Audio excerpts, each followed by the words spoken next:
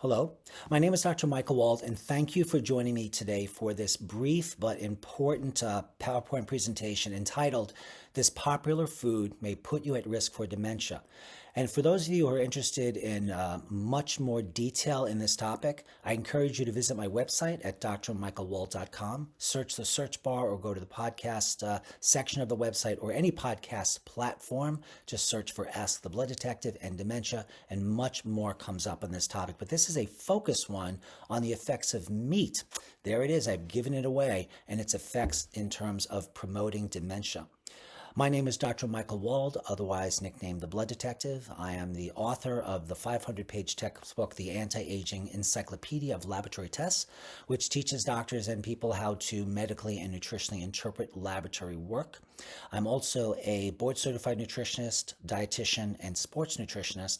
I'm a life coach, and I also provide acupuncture. And sometimes I need to mix and match all those skills given a person's particular healthcare needs. So let's get into the topic, and I'll start by saying that this information is for your educational purposes only. It's not meant as a substitute for sound medical or health advice. So what is this connection between meat and dementia? Well, the research indicates that higher intakes of processed meats like bacon, sausages, deli meats correlates with a greater likelihood of developing dementia. We know that this is true. I have never met a neurologist that has had a patient, educated them into the role of processed meats and regular meat and dementia promotion, even considering the fact that medicine has very poor treatments for dementia at the time of this presentation. So more processed red meats, the more processed meat that an individual consumes, the higher the risk of dementia. In contrast, the relationship between unprocessed red meat and dementia is a little less clear, but we know that these processed meats are directly related to dementia risk. The more you eat of those processed meats, the higher your risk of dementia. Experts suggest that the high levels of saturated fats and sodium and preservatives in processed meats are contributing to the cognitive decline. I would also add to that the high levels of arachidonic acid, one of the most inflammatory compounds that there is in the food chain, its main source is red meat. So let's talk about how meat can lead to vascular issues. And you can see here an illustration of a blood vessel that's been sliced open at the top. There's a few red blood cells floating in there. You can see the circulation to the actual blood vessel itself and the nerve supply. But what happens here is that meat can lead to vascular issues such as inflammation, both of which, vascular blood supply and inflammation, they're independently risk to dementia, lead to dementia, and together, obviously, they compound the risk of dementia.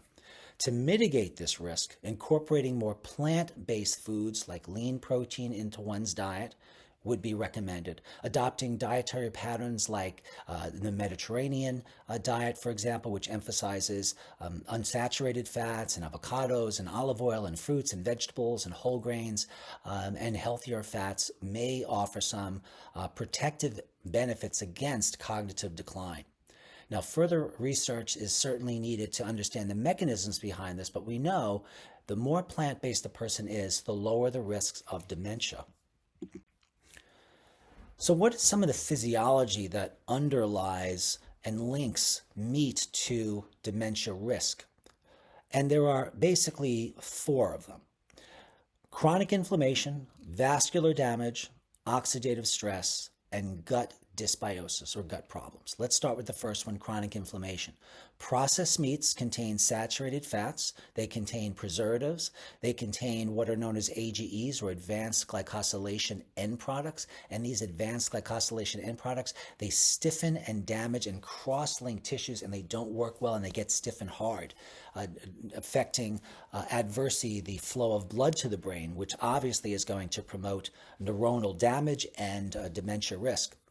And these advanced glycosylation products also lead to systemic inflammation and neurodegeneration. Again, just a fancy term for breakdown of the nervous system and the neurologic cells known as the neurons. What are some other physiologic mechanisms that underlie processed meat and its contribution to dementia? Well, we know that the higher the consumption of processed meats, the greater the amount of beta amyloid plaques. So high oxidative stress from meat may disrupt protein clearance in the body, increasing Alzheimer's disease risk, and slows the breakdown of these beta amyloid plaques in the brainstem. And these plaques have been associated with Alzheimer's dementia, but they by far are not the only underlying issue that promotes Alzheimer's dementia. And then there's elevated homocysteine. Don't let the long name homocysteine confuse you. Homocysteine is a toxic amino acid. That's all you need to know. And it's in circulation. That's why we can pull blood out of someone's body and measure it. And homocysteine is dependent upon B6, B12, folic acid, vitamin C, E, and B1, roughly in that order, to lower homocysteine levels. Folic acid, B12, B6, vitamin C, E, and B1. So if someone's homocysteine is above a 7, I would give one or all of those nutrients and or foods containing those nutrients, and then I would recheck in a month or two the homocysteine levels, and we need to get them lower down. As homocysteine circulates through the brain, it causes damage to the blood vessels, reduces vascular supply, and that chokes off the vascular and oxygen supply and the nutrition delivery of the neurons in the brain, therefore a dementia connection. And then insulin resistance. This is really important. Diets high in processed meats contribute to blood sugar dysregulation, a key factor in Alzheimer's disease. And Alzheimer's disease is now called type 3 diabetes, believe it or not, because we know it involves insulin resistance. And insulin and blood sugar problems can lead to more of these advanced glycosylation products and oxidative stress and inflammation. Now you're getting it. And then toxin exposure. Heavy metals, for example, which can be from processed meats or other places, adversely affect the brain tissue. We know that the most common heavy metal environmentally that causes Alzheimer's dementia is aluminum, but every metal can promote oxidative stress. Heavy metals they have no functions in the human body. All they do is disrupt normal physiologic responses and wreak havoc, particularly in the nervous system, because these heavy metals are fat soluble. The brain is fatty, they accumulate there, and then all hell breaks loose. So in terms of the blood detective approach to this, I've been explaining some of that. So to begin with, I want to put a person with any suspicion of dementia, any predisposition to dementia, on a low inflammatory diet, a nutrient-dense diet that contains whatever nutrients the person needs based on the testing that I find, and whatever nutrients I believe that they need to be emphasized based on the conditions that they want to try to prevent. So if someone wants to be generally healthy, I might give them omega-3 fatty acids, let's say. But if they have a health history personally or in the family of dementia, I might put them on double the dose, you see. But I wouldn't do it from fish, because fish have metals in them. They have aluminum and mercury, and also the toxin arsenic, very common in fish. So then, once we figure out an anti-inflammatory diet, which takes a little time because what's anti-inflammatory to one person may not be anti-inflammatory to another person. So sometimes food allergy tests or other sorts of tests to help me figure that out are recommended. And a focus on leafy greens, berries, turmeric, the omega-3s, which I just mentioned, omega-3s rich foods, help to combat the oxidative stress and inflammation of not just metals, but just the general inflammation in the body. And then we want to replace the processed meats with plant proteins and lean sources of meat if you're going to have any meat at all.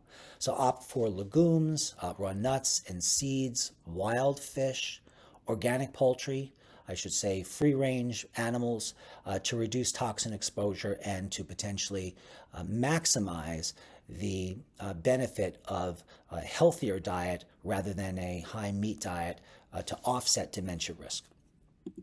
So thank you so much for joining me for this brief, but I hope informative conversation. As I mentioned earlier, if you go to my website at drmichaelwald.com and put in dementia, you're going to find lots more on dementia, but this one was particularly focused, this presentation, on meat. Let me know your thoughts on this topic or any other topics that you want to hear. You can email me at info@blooddetective.com. Thanks very much, and I'll see you at the next one.